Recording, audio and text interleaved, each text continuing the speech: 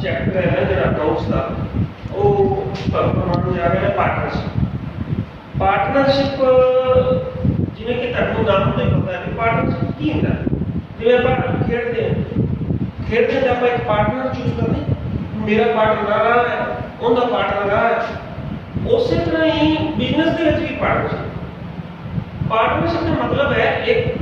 या एक तो ज्यादा व्यक्ति रल के जो कोई बिजनेस करते हैं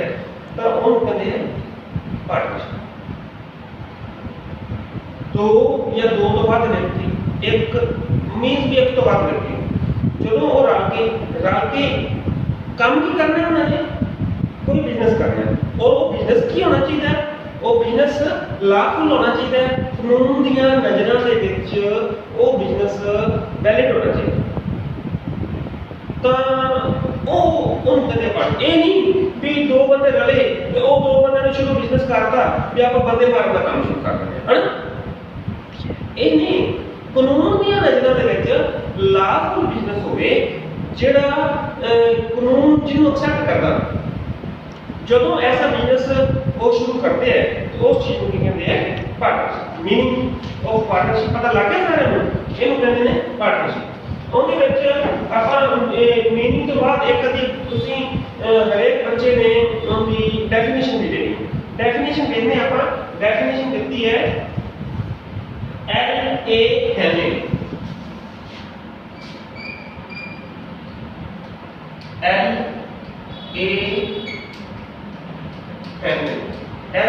ने एक डेफिनेशन की दी है साझेदारी उन्हां व्यक्तियों विचकार एक संबंध है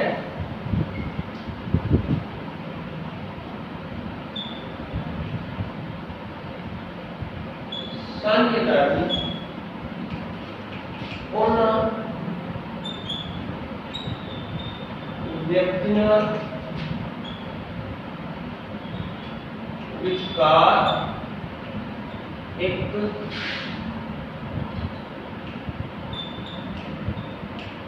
संबंध है जेड़े निजी लाभ के उद्देश्य नाल जेड़े निजी लाभ के उद्देश्य नाल साधारण रूप नाल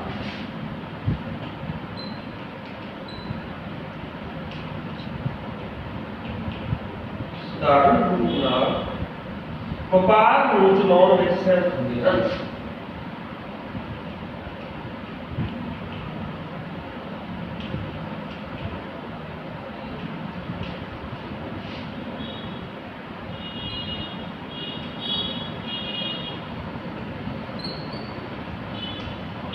देखो ਇਹ ਡੈਫੀਨੇਸ਼ਨ ਕਿਉਂ किया गया दो या दो तो बाद व्यक्ति होंगे ਤੇ ਉਹ ਨਿੱਜੀ ਰੂਪ ਵਿੱਚ ਲਾਭ ਦੇ ਉਦੇਸ਼ ਨਾਲ ਹੁਣ ਕੋਈ ਵੀ ਬਿਜ਼ਨਸ ਹੈ ਉਹ ਹਾਨੀ ਦੇ ਉਦੇਸ਼ ਨਾਲ ਥੋੜਾ ਚਲਾਇਆ ਜਾਂਦਾ ਹੈ ਉਹ ਲਾਭ ਦੇ ਉਦੇਸ਼ ਨਾਲ ਚਲਾਇਆ ਜਾਂਦਾ ਹੈ ਇਸ ਲਈ ਉਹ ਲਾਭ ਦੇ ਉਦੇਸ਼ ਨਾਲ ਇਕੱਠੇ ਹੋਏ ਹੋਣ ਕਿ ਜਿਹੜਾ ਵੀ ਬਿਜ਼ਨਸ ਚੋਂ ਸਾਨੂੰ ਲਾਭ ਹੋਏਗਾ ਉਹ ਅਸੀਂ ਆਪਸ ਵਿੱਚ ਡਿਸਟ੍ਰੀਬਿਊਟ ਕਰ ਲਾਂਗੇ ਇਹ ਡੈਫੀਨੇਸ਼ਨ ਹੈ ਪਹਿਲਾਂ मीनिंग ਤਾਂ ਹੁੰਦੀ ਹੈ ਵਰਤ ਤੱਕ ਹੈ ਹੁਣ ਨੈਕਸਟ ਆ ਜਾਂਦੀਆਂ ਨੇ ਇਹਦੀਆਂ ਫੀਚਰਸ ਕੀ ਨੇ ਇਹਦੀਆਂ ਵਿਸ਼ੇਸ਼ਤਾਵਾਂ ਕੀ ਹੈ ਸਾਂਝੇਦਾਰੀ ਦੀਆਂ ਵਿਸ਼ੇਸ਼ਤਾਵਾਂ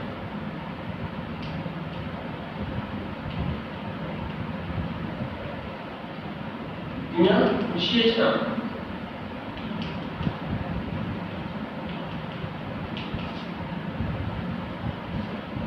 नंबर एक और जो अपन पहले गल की थी नंबर एक की है दो या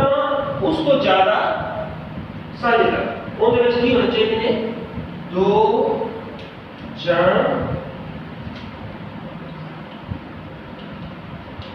ਉਸ ਤੋਂ ज्यादा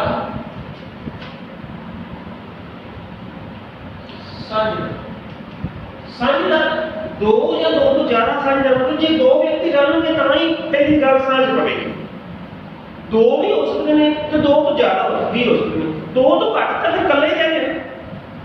इसलिए दो व्यक्ति या दो तो ज्यादा व्यक्ति जो रलणगे तो ही साझेदारी का दी उत्पत्ति होगी साझेदारी की उत्पत्ति होगी घट तो घट दो व्यक्ति वध तो वध दो तो ज़्यादा भी होते अलग अलग बिजनेस ने कई बिजनेसां दे विच 20 व्यक्ति हो सकते हैं कुछ बिजनेस ऐसे ने जिन्हां विच 10 तो बाद व्यक्ति नहीं हो सकते ये फर्दर जिवें जिवें अगे आई जाएगा वो भी मैं तुहानूं समझाइए नेक्स्ट देखो नेक्स्ट नंबर 2 समझौता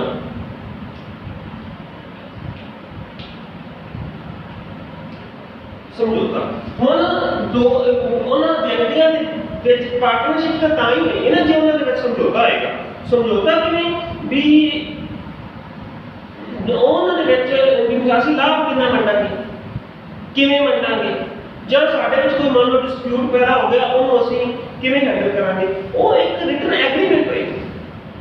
वो एग्रीमेंट वो ऐसा एग्रीमेंट है जिहड़ा वो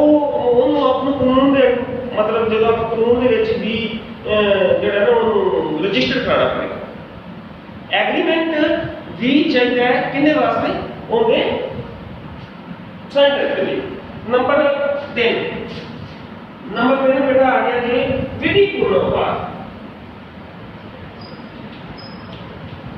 विधिपूर्ण व्यापार जो पहले तुहानूं दस्सिया सी विधिपूर्ण व्यापार का मतलब यह है भी ऐसा व्यापार जिहड़ा कानून दी नज़रां दे विच सही हो लाभ होवे कानून दी नज़रां दे विच सही होएगा तां ही वो पार्टनरशिप होएगी जे वो कानून दी नज़रां विच मान लो इलीगल होवे ऐसा बिजनेस हुण ये तां है नहीं कि आपां अफीम की खेती कर दीए अफीम बेचण का बिजनेस कर लीए जां नशा बेचण का व्यापार शुरू कर लीए वो व्यापार नूं समझौते दे विच पार्टनरशिप विच नहीं आएगा कदे भी पार्टनरशिप सिर्फ उन्हें उससे व्यापार की होगी वो पार्टनरशिप सॉरी उससे काम की होगी जिहड़ा कानून दी नज़रां विच लीगल है इसलिए तीजी विशेषता ये होगी विधिपूर्ण व्यापार होना चाहिए ठीक व्यापार होना चाहिए लाभ बिजनेस अगो बेटा देखो लाभ नंबर 4 लाभ भी वन हुण जिवें कि पहले एक एग्जाम दे विच देखो ना जेहड़ी इन्होंने डेफिनेशन दी सी भी वो किहड़े उद्देश नाल करदे ने लाभ बिजनेस वो किहड़े उद्देश नाल बिजनेस करदे ने किहड़े उद्देश नाल पार्टनरशिप करदे ने भी सानू बिजनेस विच लाभ होएगा फिर तीजी विशेषता चौथी होएगी भी वो लाभ नूं वंडणगे किवें लाभ दी वंड किवें करनगे हुण मान लो 4 जने हो सकदा 25 पैसे वंड लैण मतलब मान लो 100 रुपया लाभ हुंदा है ते 25 एक नूं 25 दूजे नूं 25 तीजे नूं 25 चौथे नूं पर हो सकदा है भी उन्हां ने एक बंदे ने पैसे घट लाए होण ते ਉਹ ਤਿੰਨ ਜਣੇ ਜਿਹੜੇ ਉਹ 30 ਪੈਸੇ ਵੰਡ 30 ਇੱਕ ਨੂੰ 30 ਦੂਜੇ ਨੂੰ 30 ਤੀਜੇ ਨੂੰ 90 ਹੋ ਗਏ ਤੇ ਬਾਕੀ ਕਿੰਨੇ ਰਹਿ ਗਏ 10 ਉਹ 10 ਚੌਥੇ ਹੁੰਦੇ ਇਹ ਅਲੱਗ-ਅਲੱਗ ਵੰਡ ਹੋਏਗੀ ਲਾਭ ਦੀ ਵੰਡ ਅਲੱਗ-ਅਲੱਗ ਹੋਏਗੀ ਲਾਭ ਦੀ ਵੰਡ ਉਹ ਪਹਿਲਾਂ ਜਦੋਂ ਪਾਰਟਨਰ ਬਣਨ ਲੱਗਣਗੇ ਉਦੋਂ ਹੀ ਉਹ ਡਿਸਾਈਡ ਕਰ ਲੈਣਗੇ ਕਿ ਸਾਡੀ ਲਾਭ ਦੀ ਵੰਡ ਆਪਸ ਵਿੱਚ ਕਿਸ ਤਰੀਕੇ ਨਾਲ ਹੋਣੀ ਚਾਹੀਦੀ ਨੈਕਸਟ ਨੰਬਰ 5 ਆ ਗਿਆ ਐਕਟ एक्ट हुण एक्ट हुण ये ਆਪਾਂ ਇਹ ਕਹਿੰਦੇ ਪਾਰਟਨਰਸ਼ਿਪ ਹੁਣ ਮੈਂ ਤੁਹਾਨੂੰ ਪਹਿਲੇ ਇੱਕ ਗੱਲ ਦੱਸੀ ਸੀ ਵੀ ਜਦੋਂ ਆਪਾਂ ਪੁਆਇੰਟ ਕਰ ਰਹੇ ਸੀ ਸਮਝੌਤਾ ਵੀ ਇੱਕ ਬਿਜ਼ਨਸ ਵਿੱਚ ਐਗਰੀਮੈਂਟ ਜਦੋਂ ਹੋ ਗਿਆ ਉਸ ਐਗਰੀਮੈਂਟ ਨੂੰ ਆਪਾਂ ਕਈ ਵਾਰੀ ਹਰ ਵਾਰੀ ਕਾਨੂੰਨ ਬੱਚੋਂ ਵੀ ਪਾਸ ਕਰਵਾਉਣਾ ਪੈਂਦਾ ਤੇ ਐਕਟ ਕਿਹੜਾ ਹੈ ਉਹ ਕਿਹੜਾ ਕਾਨੂੰਨ ਹੈ जिनके अंडर पार्टनरशिप को सानू पास करवाना पड़ेगा वो कानून है भारतीय संविधान एक्ट 1932 केड़ा है भारतीय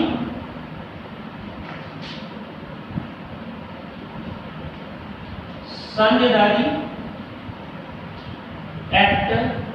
1932 एक एक्ट है भारतीय एक्ट है संविधान एक्ट 1932 ਜਦੋਂ ਵੀ ਆਪਣਾ ਆਪਸ ਵਿੱਚ ਬਣੇ ਉਸ ਐਕਟ ਦੇ ਅੰਡਰ ਸਾਨੂੰ ਇਹ ਸਾਰੀਆਂ ਡੀਲਿੰਗਸ ਬਤਾਈਆਂ ਉਹ ਸਾਰਾ ਸਿਸਟਮ ਜਿਹੜਾ ਨਾ ਉਹ ਸਾਨੂੰ ਉਹਦੇ ਅੰਡਰ ਜਦੋਂ ਇਹ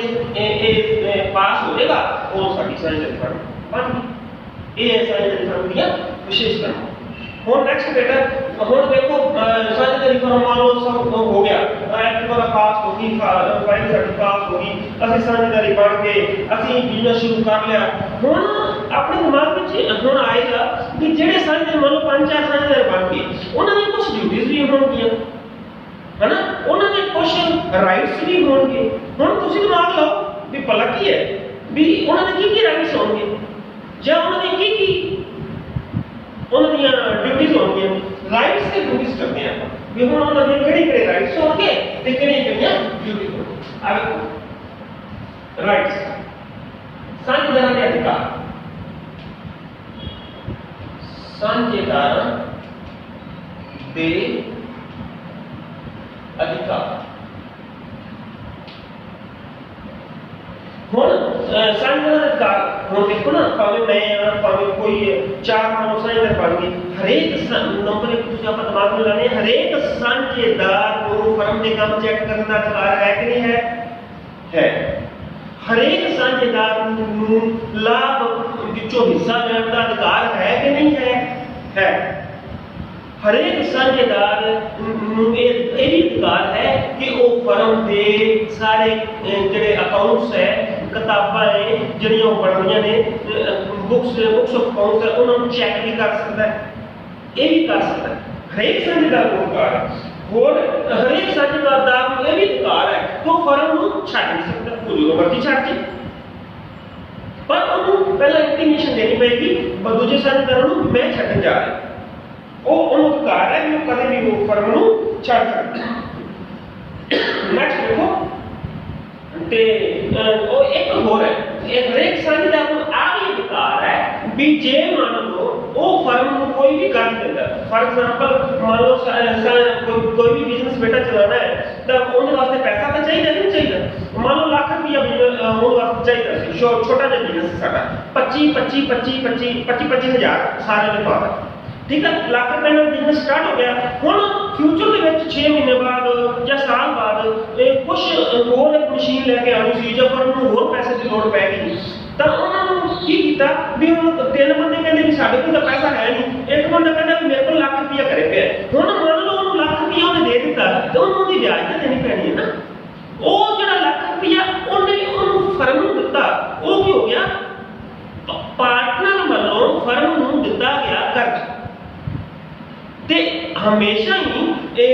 अधिकार है भी कर्ज उत्ते 6% ब्याज घट्टो घट जे वो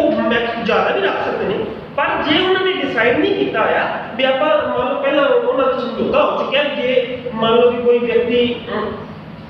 फर्म को पैसे देगा कि असं 10% देवांगे फिर तो 10% देवांगे जे मान लो कोई भी पैसा उन्होंने समझौता नहीं किया होया तां घट्टो घट 6% ब्याज तो उन्होंने देनी पड़ेगी 6% ब्याज किन्ने दे फर्म नूं दिते गए कर्ज फर्म नूं दिते गए कर्ज ते हमेशा ही 6% ब्याज है जे डिसाइड नहीं किया उन्होंने अधिकार है जो पैसे देगा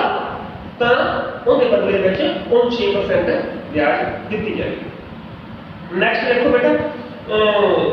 एक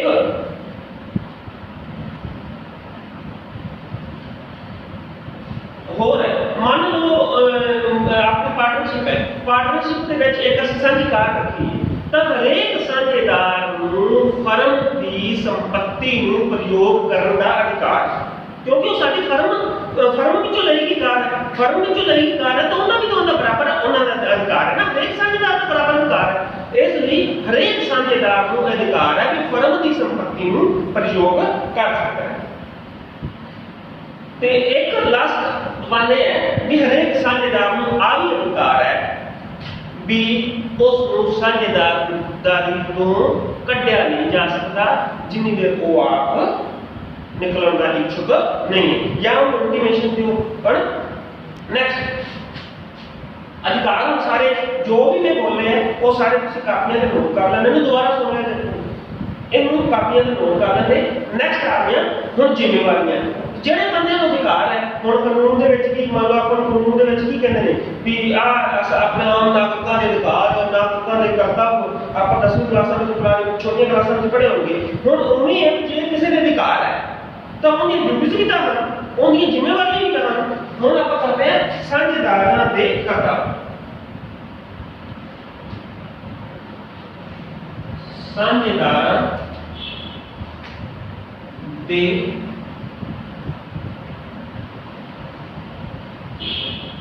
कर्तव्य या ड्यूटीज कर्तव्य ड्यूटीज ਹੁਣ ਉਹਨਾਂ ਦੀ ਡਿਊਟੀਆਂ ਕਿਹੜੀਆਂ ਨੇ? ਹੁਣ ਦੇਖੋ ਆਪ ਸੋਚੋ ਦਿਮਾਗ ਨਾਲ, ਜੇ ਉਸ ਵਿਅਕਤੀ ਨੂੰ ਫਰਮ ਦਾ ਇਹ ਅਧਿਕਾਰ ਹੈ ਵੀ ਉਹ ਫਰਮ ਦੇ ਹਰੇਕ ਕੰਮ ਚੈੱਕ ਕਰ ਸਕਦਾ ਹੈ, ਉਸ ਵਿਅਕਤੀ ਦੀ ਇਹ ਡਿਊਟੀ ਵੀ ਤਾਂ ਹੈ ਨਾ ਵੀ ਉਹ ਫਰਮ ਨੂੰ ਪੂਰਾ ਟਾਈਮ ਦੇਵੇ, ਫਰਮ ਦੇ ਸਾਰੇ ਕੰਮਾਂ ਵਿੱਚ ਹਿੱਸਾ ਲਵੇ। ਇਹ ਉਹਦੀ ਕੀ ਹੈ? ਡਿਊਟੀ। ਨੰਬਰ 1।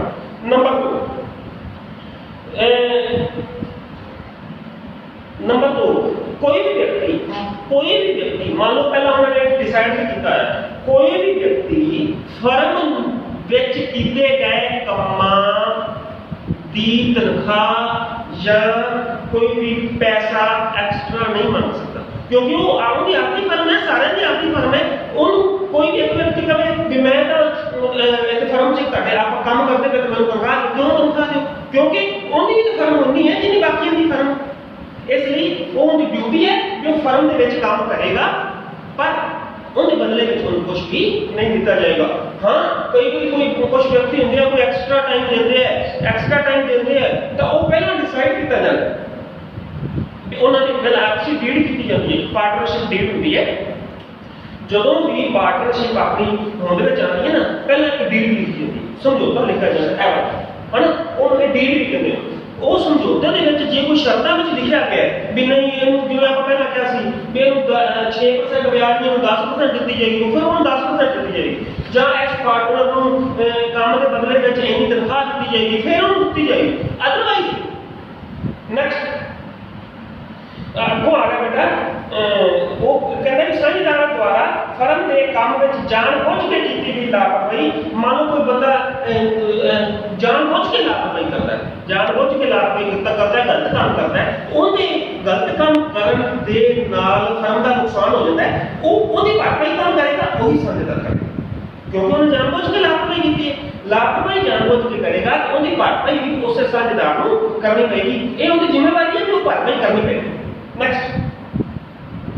ਦੂਜੇ ਸਾਂਝੇਦਾਰ ਨੂੰ ਸਹੀ ਤੇ ਸੰਪੂਰਨ ਜਾਣਕਾਰੀ ਪ੍ਰਦਾਨ ਕਰਨਾ। मतलब भी मान लो कोई दूसरा साझेदार है, चार मान लो साझेदार है, ये साझेदार मान लो पूछता है किसी को भी यार मैंने ये दसो भी अपने ऐसे सानू प्रॉफिट कितना होया या असली वाला काम किवें करना सी, तां ये उनकी हरेक साझेदार की निजी जिम्मेवारी है भी वो दूसरे साझेदार नूं सही ते परफेक्ट जानकारी देवेगा, किसी को कुछ लगावेगा नहीं। नेक्स्ट, साझेदारी फर्म में अपने हित का दूजे ਨੂੰ ਹਸਤਾਂਤरण नहीं कर सकता, वो कहता आपका हित है ਜਿਹੜਾ आपका हिस्सा है ਜਿਹੜਾ ਉਹ ਦੂਜੇ ਨੂੰ ਹਸਤਾਂਤरण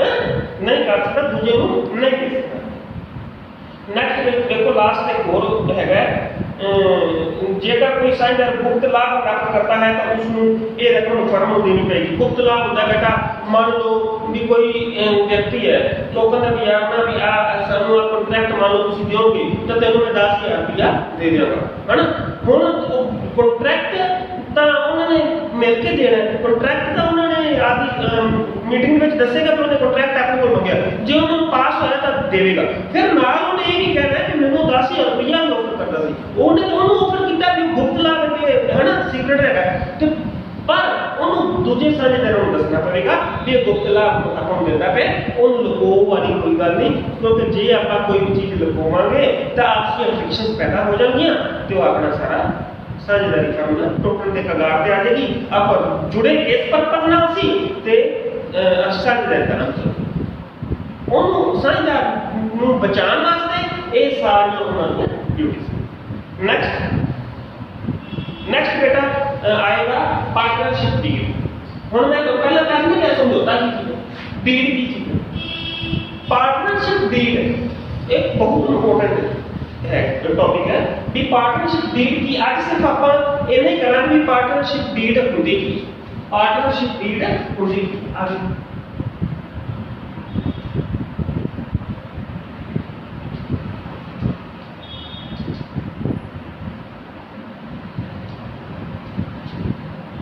पार्टनरशिप डीड का सिर्फ तुहानू मीनिंग समझावांगा, बाकी आप गल करांगे। पार्टनरशिप डीड का मतलब है ਜਦੋਂ ਆਪਾਂ ਸਾਂਝੇਦਾਰ ਆਪਸ ਵਿੱਚ ਰਹਿਣ ਲੱਗੇ,